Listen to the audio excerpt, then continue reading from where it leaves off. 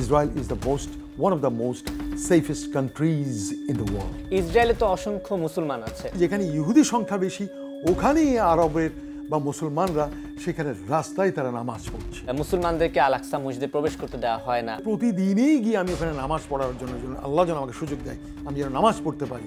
আমাকে তো বাধা দেয়নি। মসজিদকে শৌচাগার করেছে, দ্যাটস নট কারেক্ট। এখানে কি কোনো মসজিদে শৌচাগার নেই নাকি শৌচাগার ছাড়া মসজিদ? ইসরায়েলের মানুষ কি বাংলাদেশকে চিনে? খুব ভালো চিনি, এটাকে ভালো করে চিনিয়েছে আমার গেল প্রধানমন্ত্রী জাতির আব্বার মেয়ে। দর্শক, সময় টেলিভিশনে আজকের বিনোদন আড্ডায় আপনাদের সবাইকে স্বাগত জানাচ্ছি। আমি তানভীর হাসান এবং দেখতেই পাচ্ছেন আমার সঙ্গে আজ উপস্থিত আছেন বাংলাদেশ সহ বিশ্বের জনপ্রিয় একজন কন্টেন্ট ক্রিয়েটর, একজন ট্রাভেলার, যার ব্লগ আমরা খুবই নিয়মিত দেখি এবং পছন্দ করি। তিনি হচ্ছেন বনিয়ামিন। আজকে তার সঙ্গে আড্ডা দেব, কথা বলবো, সঙ্গেই থাকুন। তার নানা অভিজ্ঞতা সম্পর্কে জানতে চাই, দেখি তিনি কি বলেন। কেমন আছেন? আমি আছি, কোনো রকম আছি, ভালো আছি। জন্মদেশে যেমন থাকা তেমনই ভালো লাগছে আমার কাছে। শুরুতেই আমার প্রশ্ন হচ্ছে যে এই যে কন্টেন্ট ক্রিয়েটিং লাইফে আসলে আপনার যাত্রা শুরু হলো কবে থেকে, কিভাবে আপনি ট্রাভেলিং এর জগতে আসলেন? আসলে ভ্রমণটা শুরু হয়েছে অনেক আগ থেকে, সেই সেপ্টেম্বর 1990 থেকে শুরু হয়েছে।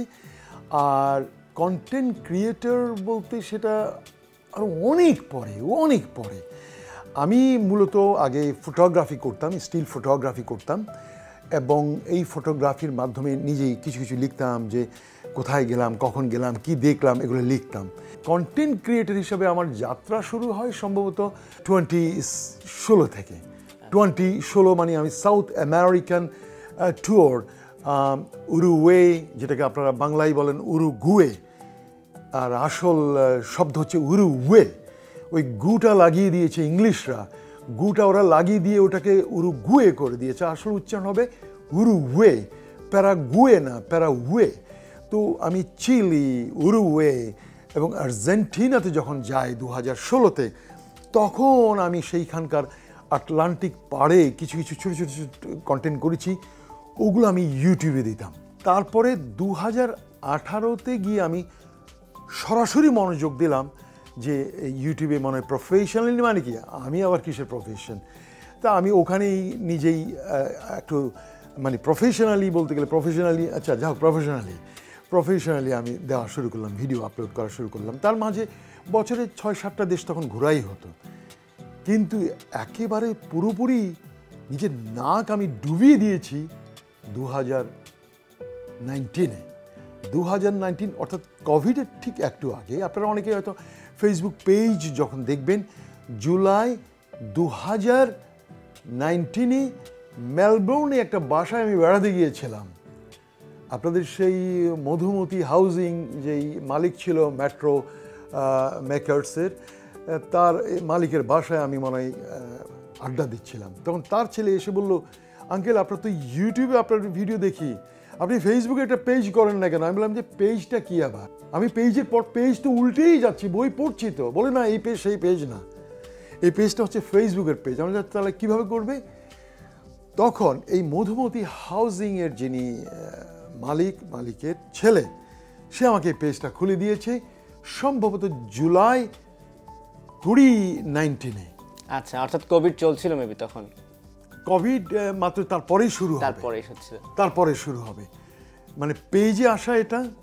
আর প্রফেশনালি 2018-এ ইউটিউব, আর ইনফর্মালি ইউটিউবে 2016-এ সাউথ আমেরিকার ভিডিও দিয়ে। আচ্ছা, ঠিক আছে। আপনি তো এখন বাংলাদেশে নেই, দীর্ঘদিন যাবৎ দেশের বাইরে আছেন, তাই তো? আমরা জানি যে বাংলাদেশে নিয়ে হয়তো বা আপনি একটু আক্ষেপও আছে, সেই প্রসঙ্গগুলো তো আসবো। এই যে প্রবাস যাত্রা এবং দীর্ঘদিন বাংলাদেশ থেকে বিচ্ছিন্ন ছিলেন আপনি, আসলে বিচ্ছিন্ন হওয়ার কারণটা কি ছিল এবং কতদিন হলো আপনি বাংলাদেশে নেই? আমি মূলত শারীরিকভাবে দেশ ছেড়েছি 1991-তে। 1991-তে আমার ইংল্যান্ডের যাত্রা দিয়ে লন্ডনে আমি একটা ডিপ্লোমা করতে গিয়েছিলাম অ্যাজ এ স্টুডেন্ট, যদিও সেটা শেষ হয়নি। পরে এটা আমাকে অস্ট্রেলিয়াতে এসে শেষ করতে হয়েছে। তো 1991 থেকে আমি দেশের বাইরে। আচ্ছা, এই যে দেশে আসলেন, আপনি তো প্রচুর দেশে গিয়েছেন, তো এত বছর পরে এসে দেশ কেমন দেখছেন?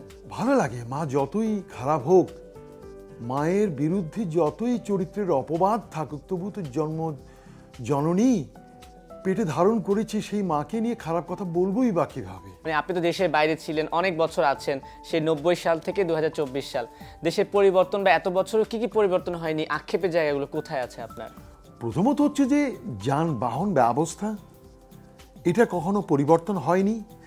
দ্বিতীয়ত হচ্ছে সবসময় জাতীয় নির্বাচন আগে, তারপর ইউনিয়ন কাউন্সিল নির্বাচন, অর্থাৎ আগে এমপি নির্ধারণ করা হচ্ছে, তারপর ওই ইউনিয়ন পরিষদের নির্বাচনগুলো করা হয় এমপির প্রভাবে, যাতে এমপি তার গোড়া থেকে তৃণমূল থেকে চুরির বা চোর উৎপাদন করার যেই ব্যবস্থা সেটা করতে পারে। এই পরিবর্তনটা কখনো হয়নি, আমি এই পরিবর্তনটা দেখিনি। এই এমপি নির্বাচনটা আগে করে নেয় যাতে ওই এমপি তার সেট আপ করতে পারে আর কি, তার ইউনিয়ন চেয়ারম্যান বা মেম্বার কারা কারা কি কালভার্ট চুরি কে করবে, গম কে চুরি করবে, ওটা এমপি নির্ধারণ করে দেয়।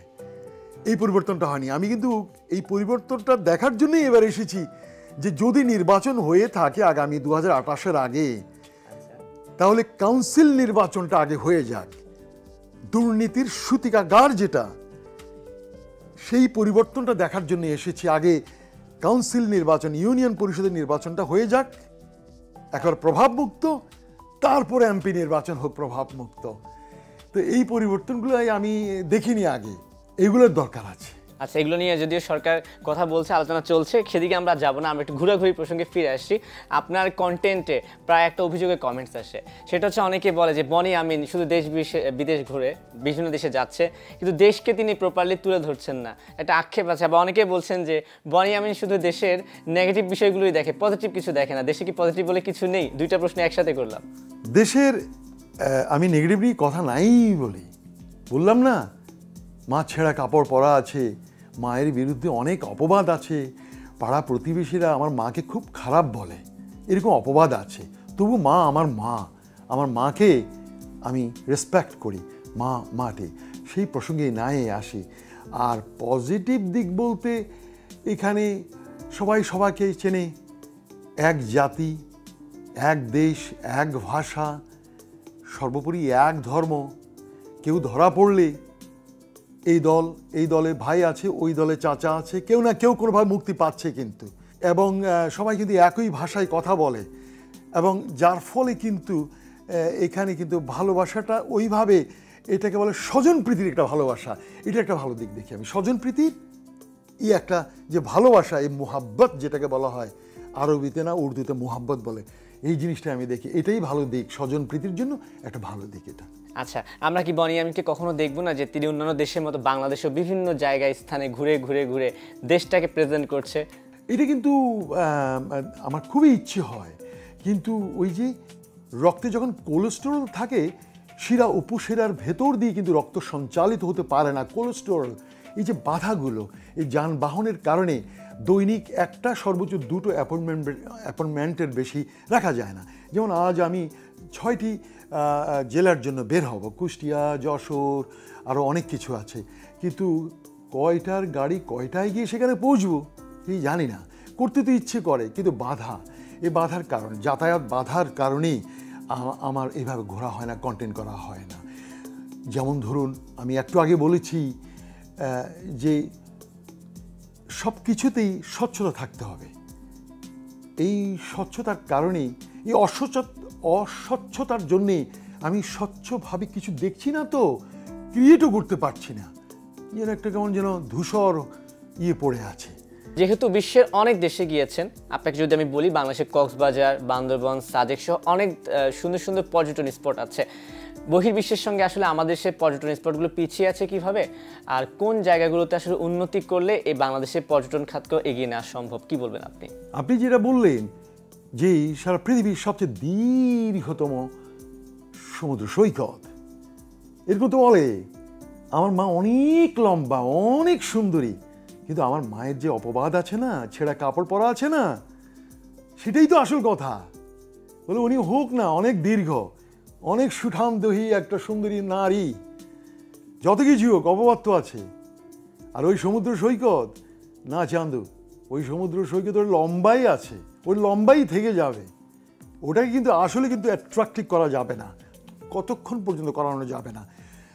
ইনগ্রেডিয়েন্টস, যে ভ্রমণ পর্যটনের ইনগ্রেডিয়েন্টস ইনভাইট করার জন্য যে উপকরণ, সে 4টি উপকরণ বনি আমিনের কথা অনুযায়ী মদ, নারী, জুয়া, নিরাপত্তা, এবং বিশ্বের সবগুলো পর্যটন সমৃদ্ধ স্থানগুলো, এগুলো কিন্তু ফ্রি। কিন্তু আপনি সেই ব্যাংকক বলেন, হংকং বলেন, আপনি সেই মোনাকো বলেন, সবখানেই। তাহলে নিরাপত্তা হলো প্রথম। এখনও তো আমার জন্মদেশে কপতি দম্পতি কোনো হোটেলে বেড়াতে গেলে গলায় কিন্তু কাবিননামা ঝুলিয়ে যেতে হয়। এই ইনগ্রেডিয়েন্টসগুলো যতদিন হবে না, ততদিন এইখানে পর্যটন কখনো গড়ে উঠবে না। আমি বলছি না, আমি এনকারেজ করছি না এটা করতেই হবে, দরকার নেই। আমরা নিজেরা নিজেদের বাড়িতে যাব, আপনার বাড়িতে আমি যাবো, আপনি আমার বাড়িতে আসবেন। বাইরের লোক আসার দরকার নেই। বাইরের লোক আসলে তো বলবে যে বাবা তোমার তো এই ইনগ্রেডিয়েন্টস নেই, আমি কেন আসবো। তার চেয়েও বেটার আমি দিনাজপুরের লোক রংপুরে যাবে, রংপুরের লোক সোনাপুরে যাবে, সোনাপুরের লোক যদি একটু ধনী হয়, বড় লোক হয়, ওরা না হয় তারপরে সিঙ্গাপুরে যাবে। কিন্তু সিঙ্গাপুরের লোক সোনাপুরে আসবে বা চট্টগ্রাম যাবে, এটা পসিবল না কোনো দিন। আপনি 4টা প্রসঙ্গের ব্যাপারে বললেন, কিন্তু সেখানে নিরাপত্তা বাদে আর যে 3টে প্রসঙ্গ বললেন, সেখানে কিন্তু যেহেতু বাংলাদেশের ইসলাম প্রধান দেশ, অবজেকশন আসতে পারে। সেক্ষেত্রে আসলে এটাকে রেখে বা এটাকে সঙ্গে নিয়ে কি বাস্তবায়ন করা সম্ভব এগুলো? আপনি মালয়েশিয়াকে দেখুন না কেন, মালয়েশিয়াতে কি নেই? মালয়েশিয়াতে কি লঙ্কাউই নাকি যেন আছে, সেটা তো মুসলমান দেশ। ব্রুনাই বা ইন্দোনেশিয়া মুসলিম দেশ, ইন্দোনেশিয়াতে কি নেই? একই দেশের ভেতরে আরেকটি শিশু দেশ লুকিয়ে আছে, সেখানে সিস্টেমটা আলাদা। এবং আমাদের ধর্মের যে ভ্রূণটা যে তৈরি হয়েছে যেই দেশ থেকে, আরবের সেই মরুভূমি থেকে, সেখানে তো হচ্ছে এখন হালাল ক্লাব, হালাল অমুক, হালাল সমুক। তারাও তো ভেবেছে ওদের গা থেকে তেল ঝরে যাচ্ছে, গায়ের চর্বি, তেল যখন খিচে যাবে না, তেল ঝরতে ঝরতে তখনই মাথার মগজ খুলবে। আরব দেশেরও তেল এখন খসছে, এখন চর্বি খসছে, এখন ভাবছে যে এটাকে একটা ট্যুরিজমের দিকে আমরা দেব। এখন সৌদি আরবও নানা রকম পরিকল্পনা করছে ট্যুরিজমকে টার্গেট করে। আর সেই ট্যুরিজমের ভেতরে শুধু ওই হালাল সাবানের মতো ওরাও হালাল ক্লাব লাগিয়ে দিয়েছে। আমাদের এখানে আছে না, হালাল সাবান, হালাল টুথপেস্ট, হালাল ডিম, হালাল মাছ, ওরাও সব কিছুতে এখন হালাল লাগিয়ে দিচ্ছে। তো তারা যদি পারে, আমার জন্মদেশেও কক্সবাজারের একটা নির্দিষ্ট একটা টেরিটরির ভেতরে সিকিউরিটি দিয়ে সেইখানে ধর্মভিত্তিক বিষয়টাকে একটু হালকা করে, আমি বলছি না বন্ধ করে, একটু হালকা করে মালয়েশিয়াকে বা তুরস্ককে ফলো করলে তো হয়ে যায়, তাই না? বুঝতে পেরেছি প্রশ্নটা। এই জিনিসটাই আমি চাচ্ছিলাম যে আপনার থেকে ক্লিয়ার হতে। আমরা একটু দেশের বাইরে যাব, তার আগে আপনার একটা বিষয় নিয়ে আমার খুব জানার ইচ্ছা, সেটা হচ্ছে যে আপনার কথা বলার ল্যাঙ্গুয়েজ টোনটা একটু ভিন্ন রকম। এটা কি আসলে ইচ্ছা করে বলেন, নাকি আপনি শুরু থেকে এইভাবেই কথা বলে অভ্যস্ত? এটা আমি নিজেই আবিষ্কার করেছি। আর বরাবরই আমি কিন্তু আমার হাতিয়া দ্বীপে আমার জন্মগ্রহণ হলেও, আত্মীয় স্বজন হাতিয়া দ্বীপের হলেও, আমি ছোট থাকতেই আমার উচ্চারণগুলোকে স্পষ্ট করার জন্যে এবং শুদ্ধ বাংলা বলার একটা অভ্যেস ছিল সবসময়। আমি বলছি না তাই বলে ঘটির মতো কলকাতার ভাষা করছি, না দাদা, সেটা না, আমি আমার মতোই বলছি। তবে আমি এমন কিছু কিছু শব্দকে আমার মতো করে আমি আবিষ্কার করে বলছি, যাতে আমার সামনে যে অডিয়েন্স তারা যেন মনে রাখে এগুলোকে। যেমন আমি কি দীর্ঘিকার র একার, আমি তো বলতে পারি ধীরে ধীরে চলুন ভাই, একটু ধীরে ধীরে হাঁটুন। না চান্দু, আমি ওভাবে বলবো না। যেমন চান্দুটা হলো আপনার বাংলা ভাষা, আবার সংস্কৃতি হচ্ছে চন্দ্রবিন্দু। আপনি কাউকে মহব্বত ইজ্জতের সাথে বলবেন, না না চন্দ্রবিন্দু। আপনি বলেন না চান্দু, এটা হবে না, না চান্দুটা একটা অশ্লীল শব্দ। আপনি যদি বলেন না চন্দ্রবিন্দু, এটা হবে না। এগুলো আমার আবিষ্কার। যেমন ধরুন, আমি তো বলতে পারি ধীরে ধীরে, আমি তো বলি ধীরে ধীরে ঘুরে ঘুরে দেখাবো। এর অর্থ হলো যে কেউ আমার এই শব্দটা শুনলে তার কানে লাগবে, এবং এই কানে লাগাটাই আমি চাচ্ছি। এই কানে লেগে থাকুক যে এই লোকটা এইভাবেই কেন কথা বলে। ওরা অনেকে বলে আপনি তো বাংলাই বলতে পারেন না। ওরা জানে না যে আমি বাংলা নিয়ে গবেষণা করি, ওরা জানে না যে আমি নরেন বিশ্বাসের উচ্চারণ অভিধান আমার মাথায় মুখস্থ করা আছে, তবু বলে যে উনি উচ্চারণ করতে জানেন না। ওরা ভুল বানানি কমেন্ট করে আমাকে কোড়কে দিচ্ছে, এই লোকটা কি বাংলা বলছে, আর ওর বাংলা যেটা ওখানেই লিখেছে বাংলা, উনি বাংলাই বলতে পারেন না। আচ্ছা, ওকে, ঠিক আছে। আমরা একটু আপনার দেশের বাইরের ভ্রমণ প্রসঙ্গে আসি। কতগুলো দেশ ভ্রমণ করা হয়েছে আপনার? 82টা দেশ। 82টা দেশ। এর মধ্যে যদি বলি সবচেয়ে ভালো লেগেছে কোন দেশে গিয়ে? সবচেয়ে ভালো, এটা আপনার চোখটা কেমন সেটা জানতে হবে। আপনার চোখ কি খোঁজ করছে। খাওয়া খোঁজ করলে এক দেশ, আচ্ছা, নারী খোঁজ করলে এক দেশ, এবং প্রাকৃতিক দৃশ্য পছন্দ করলে সেটা আরেক দেশ। নির্ভর করে আপনার চোখ কি খোঁজ করছে। তবে আমার চোখে আমার কাছে মনে হচ্ছে ফিলিপাইনের দক্ষিণে যে মিন্দানাও সে অঞ্চল, এবং চায়নার কিছু অঞ্চল আমার কাছে ভালো লেগেছে। আর থাইল্যান্ডের একেবারে মফস্বল সে গাঁও গ্রাম, প্রান্তিক লেভেলের যে লোকগুলো, সেখানকার যে প্রকৃতি, সেগুলোই আমার পছন্দ।